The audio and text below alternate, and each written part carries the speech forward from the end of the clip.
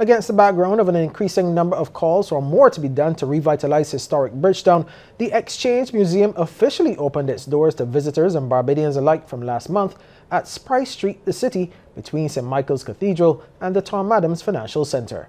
Lisa Broom has more.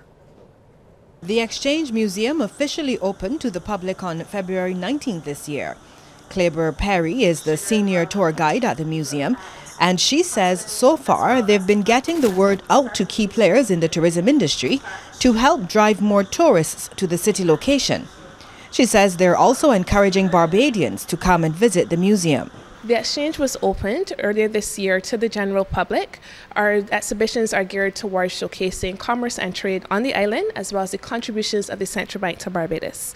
We also showcase the history of this particular building, which has its roots as the first home of the Harsons College, as well as a former Masonic temple here on the island. Our galleries are showcasing a little bit of that education on what the money that we use every day, as well as to give you an insight and introduction into what Freemasonry is. She says Barbados has a rich economic history that goes back to the roots of its trade, such as the once bedrock sugar industry.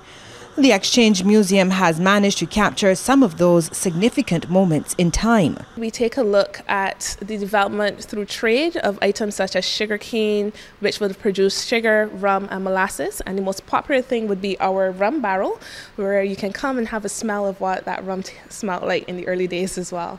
We also have a display that showcases the history of the buildings in Barbados. It's an audio and visual display, so you can interact with our touch screens. And when you're interested in finding a little bit more about the coins, we have some of the early coins utilized in Barbados. My personal favorite would have to be the Barbados penny, which was minted in 1788.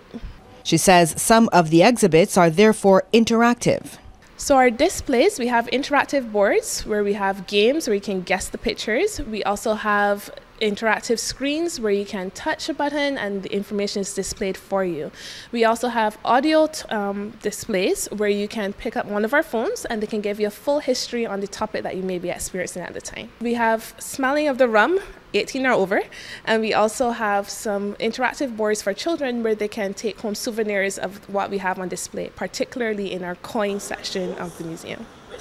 Ms. Perry says so far, everyone who has visited the museum has enjoyed the experience.